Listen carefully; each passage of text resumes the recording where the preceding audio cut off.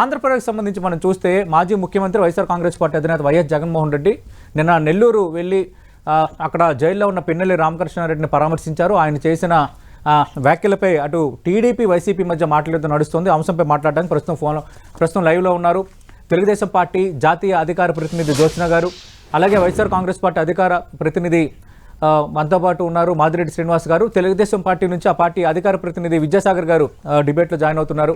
Right, Vidyasagar గారు, నిన్న మాజీ ముఖ్యమంత్రి వైఎస్ఆర్ కాంగ్రెస్ పార్టీ అధినేత జగన్మోహన్ రెడ్డి కామెంట్స్ మీరు చూశారు.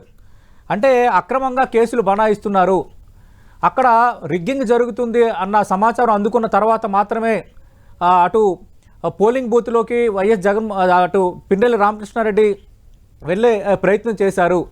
4 సార్లు ఎమ్మెల్యేగా ఎన్నుకున్న వ్యక్తి పట్ల వ్యవహరించే తీరు ఇదేనా? రాష్ట్ర వ్యాప్తంగా పరిణామాలు ఈ విధంగానే ఉన్నాయి, ఖచ్చితంగా ఈ విషయంలో మాత్రం వెనక్కి తగ్గమని ఒక కామెంట్ చేశారు. దాంట్లో ముందు మీ స్పందన ఏంటి సార్?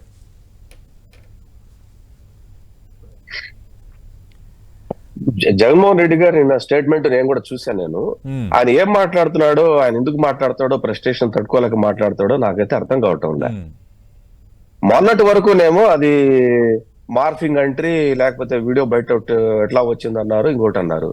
ఈ రోజు చూస్తేనేమో అక్కడ రిగ్గింగ్ జరుగుతుంది కాబట్టి పగల కొట్టేశాడు అంటున్నారు. అంటే రిగ్గింగ్ జరిగితే పగల కొడతారండి?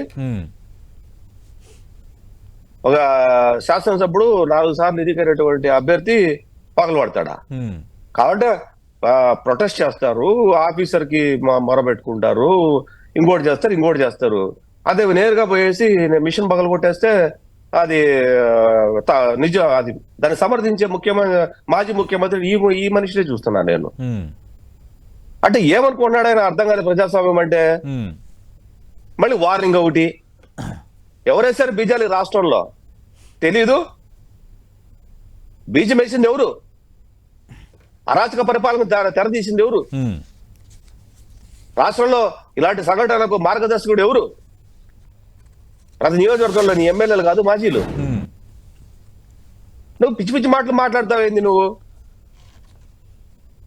పగలగొడితే తప్పు జరిగిపోయింది, పొరపాటు జరిగిపోయింది అని చెప్పాలి గాని, ఆవేశాలు చేశారని చెప్పాలి గాని, రిగ్గింగ్ జరుగుతుంది కాబట్టి పోయి మిషన్ పగలు కొట్టేస్తావా? ఎవరు చెప్పారు రిగ్గింగ్ జరిగిందని నీకు? 307 10 రోజుల తర్వాత 307 పెట్టారంట. నువ్వు అక్కడ అధికారులు బెదిరించి 14 రోజుల తర్వాత మూసిపెట్టు. 14 రోజుల తర్వాత నిన్న ముఖ్యమంత్రి చేసిన వ్యాఖ్య విద్యాసాగర్ గారు, మే 14న ఘటన జరిగితే 9 రోజుల తర్వాత రామకృష్ణారెడ్డిపై హత్యాయత్నం కేసు పెట్టారు. ఒక పథకం ప్రకారమే కేసులు పెడుతున్నారు. ఈ కొత్త సాంప్రదాయానికి తెరలేపుతున్నారు. ఇదే మాదిరిగా కొనసాగితే ఇది ఒక వేరే సాంప్రదాయానికి నాంది పలుకుతుందంటూ ఒక కామెంట్ కూడా చేశారు. నేను అదే మాట చెప్తున్నా సతీష్ గారు. ఈ సాంప్రదాయం మొదలు పెట్టింది ఎవరు? మొదలు పెట్టారు? అరాచక పాలనకు తెరదీసిందే నీ వాళ్ళు, నువ్వు నీ వాళ్లే కదా. 14 రోజుల తర్వాత 14 రోజులు నేరం జరిగి కప్పి పెట్టి మూసి పెడితే బాధితులు భయపడి కంప్లైంట్ ఇవ్వకపోతే 14 తర్వాత కంప్లైంట్ ఇస్తే ఎఫ్ఐఆర్ చేశారు. సీఎం మీద దాడి జరిగింది అబద్ధమా? ఒక మహిళ మీద దాడి జరిగింది అబద్ధమా? లేకపోతే నీ పిన్నెల్లి రామకృష్ణారెడ్డి అనే మనిషి ఈవీఎం పగలగొట్టింది అబద్ధమా? అప్పుడు కంప్లైంట్ ఇవ్వలేదు కాబట్టి 14 తర్వాత కంప్లైంట్ ఇస్తే, కన్ఫెషన్ స్టేట్మెంట్ ఇస్తే ఎఫ్ఐఆర్ లో అమెండ్మెంట్ జరిగితే నీకు 14 రోజుల తర్వాత చేయకూడదా?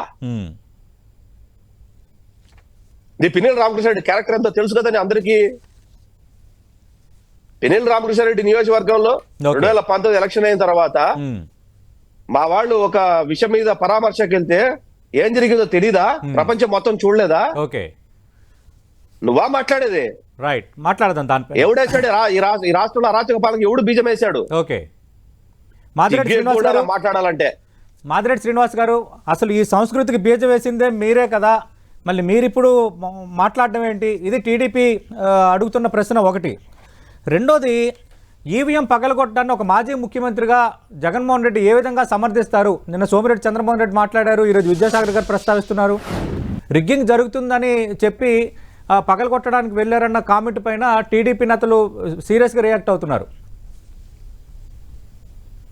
సతీష్ గారు, ముందుగా మీకు 10 టీవీ వీక్షకులకు, తోటి ప్యానలిస్ట్ విద్యాసాగర్ గారికి గుడ్ మార్నింగ్ అండి. Good morning sir. ఇక్కడ వాళ్ళ యొక్క వాళ్ళ ఆలోచన విధానం, వాళ్ళ అహంకార ధోరణి కొనసాగుతూనే ఉంది. మాజీ ముఖ్యమంత్రిని పట్టుకొని ఏకవచనంతో వాడు వీడు అనేటటువంటి భాష ఉపయోగిస్తా ఉన్నారు. వాళ్ళ విజ్ఞత అది వాళ్ళకి. ఎందుకంటే వాళ్ళ పై నాయకుల నుంచి వచ్చినటువంటి సాంప్రదాయం అది. అదే సాంప్రదాయాన్ని డిబేట్స్ లో కూడా వీళ్ళు కొనసాగిస్తా ఉన్నారు. సరే, నేనేమంటున్నానంటే అసలు నిన్న జగన్మోహన్ రెడ్డి గారు ములాఖత్ పెట్టుకుంటే జగన్మోహన్ రెడ్డి గారు ములాఖత్నే ఆపేయాలని చూశారు.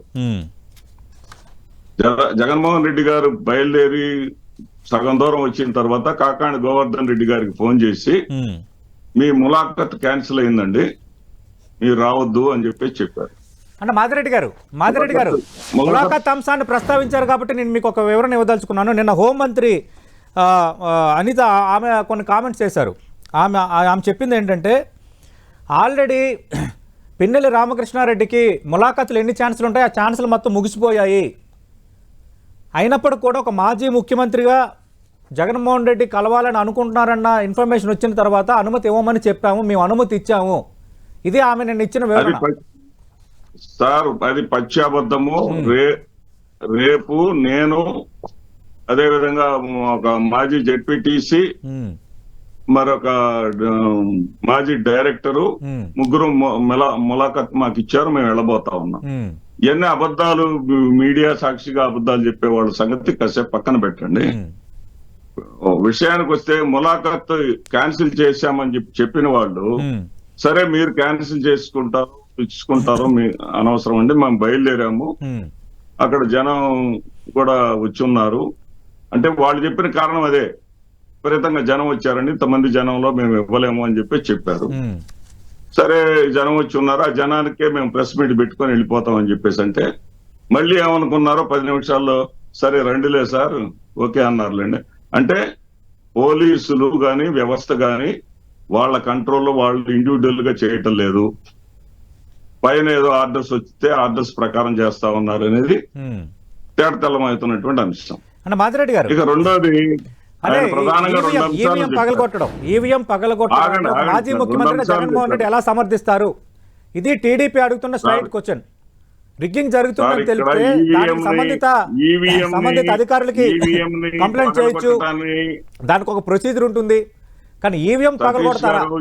4 సార్లు గెలిచినంత మాత్రాన, ఎమ్మెల్యే అయినంత మాత్రాన ఈవీఎం పగలగొడతారా? ఈవీఎం ని పగలగొట్టడాన్ని జగన్మోహన్ రెడ్డి గారు సమర్థించలేదు.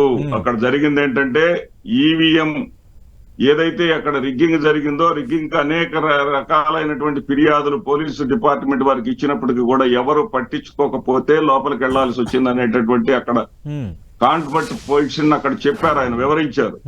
అంతేకాకుండా ఆ కేసు మీద బెయిల్ వచ్చింది ఆయనకు ఆల్రెడీ. ఈవీఎం పగలగొట్టినటువంటి కేసు మీద బెయిల్ వచ్చింది.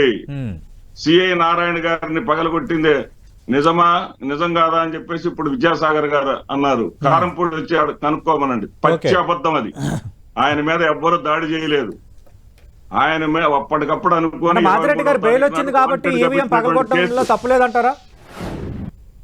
ఏమంటే ఈవీఎం ను పగలగొట్టడంలో తప్పు ఉందనేటటువంటి మీరు అంతకు ముందు జరిగినటువంటి కనీసం దళితుల్ని, బీసీ వర్గాల్ని పోలింగ్ స్టేషన్ కి రానియకుండా తరిమి వేయటంలో తప్పు లేదా? మాదిరెడ్డి శ్రీనివాసరెడ్డి గారు, మాదిరెడ్డి శ్రీనివాస్ గారు, ఇక్కడ ఇష్యూ ఏంటంటే ఈవీఎం పగలగొట్టారన్న దాని మీద ఇష్యూ, మేజర్ ఇష్యూ దాని చుట్టూ ఉన్నది. మీరు దానికి తప్ప కారణాలు మీరు చెప్తున్నారు. అలానే ఈవీఎం పగలగొట్టడానికి సమర్థించుకుంటున్నారా? చెప్పనండి వీళ్ళని. ఈవీఎం పగలగొట్టారనే అంశం మీద బెయిల్ వచ్చిందా లేదా? విద్యాసాగర్ గారు, బెయిల్ వచ్చింది కదా. బెయిల్ వచ్చినా గానీ వీళ్ళు అదనపు కేసు పెట్టేసి సిఐ నారాయణ గారి ద్వారా కేసు పెట్టించింది నిజమా కాదా?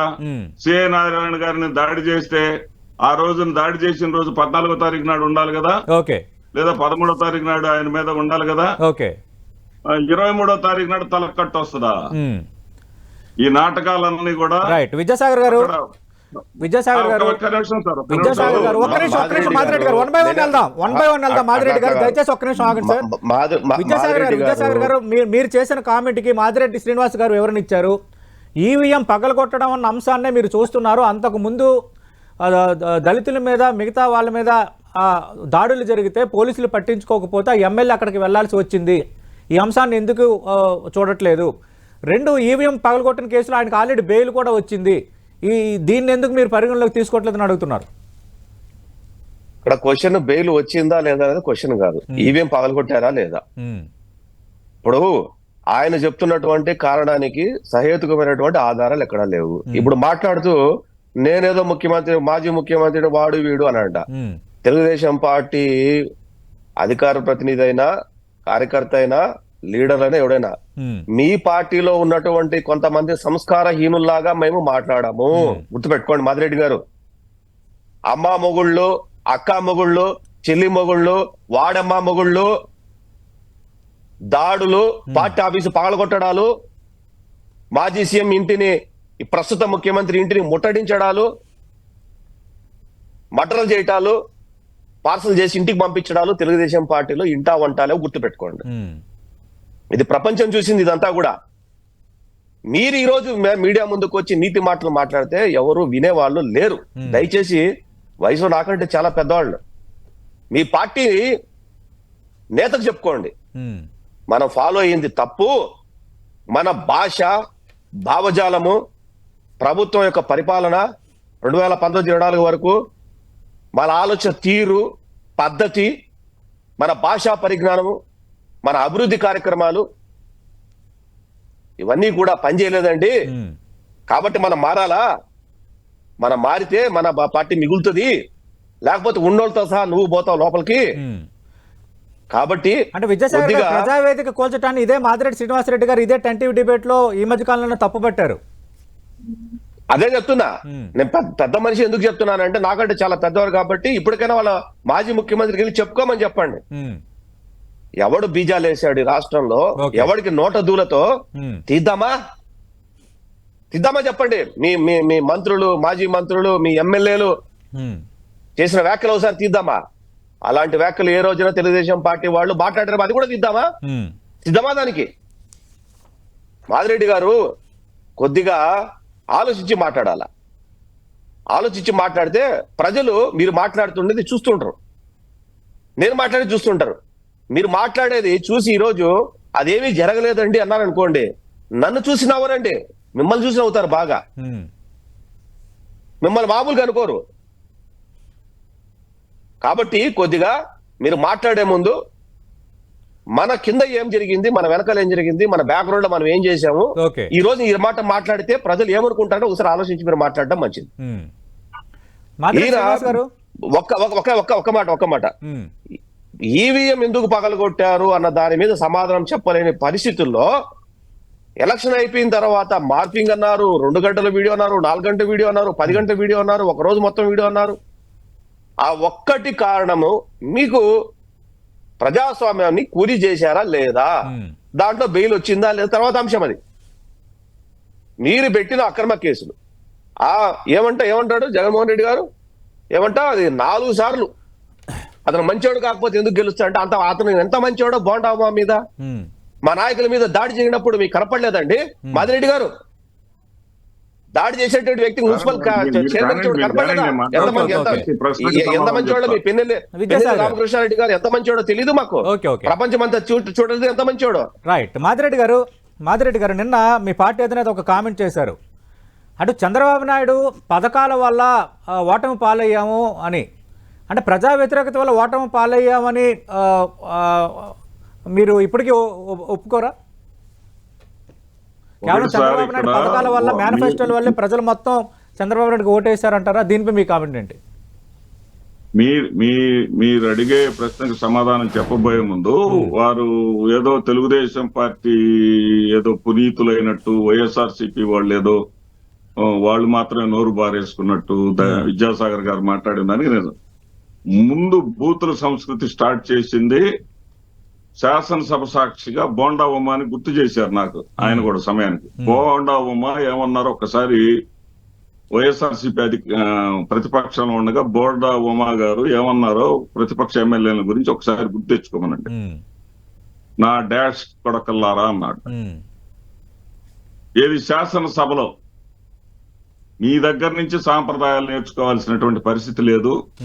ఏదైనా సరే కొద్దిగా మా పార్టీలో ఎవరైనా బూతులు మాట్లాడిన వాళ్ళు ఉంటారు, బీజాలు మీ దగ్గర నుంచి వచ్చిన వాళ్లే మాట్లాడారు తప్ప తెలుగుదేశం పార్టీ తో పుట్టి పెరిగిన వాళ్లే బూతులు మాట్లాడారు తప్ప కొత్తగా వచ్చిన వాళ్ళు ఎవరు, వైఎస్ఆర్సీపీ వాళ్ళు ఎవరు కూడా మాట్లాడలేదు. రైట్, అట్లా లేదు. వైఎస్ఆర్ కాంగ్రెస్ పార్టీ నుంచి మాట్లాడారు, కాంగ్రెస్ పార్టీ నేతలే అంశాన్ని పక్కదో పట్టించి టీడీపీ నేతలు పక్కన పెట్టి ఎంత తెలివిగా డిబేట్ చేయాలో మాదిరెడ్డి గారు అంత తెలివిగా డిబేట్ చేస్తున్నారు. కానీ విజయసాగర్ గారు ఒక్క నిమిషం. మాదిరెడ్డి గారు నేను మీకు ఒక ప్రశ్న అడిగాను సార్. నేను మీకు ఒక ప్రశ్న అడిగాను. అంటే కేవలం చంద్రబాబు నాయుడు పథకాల వల్ల వాళ్ళు విజయం సాధించారు అని ఒక కామెంట్ చేశారు. ఇక్కడ మా ఫుడ్ స్టెప్స్ లో ఫుడ్ స్టెప్స్ లోనే అడుగు పెడుతున్నటువంటి చంద్రబాబు నాయుడు గారికి అభినందనలు.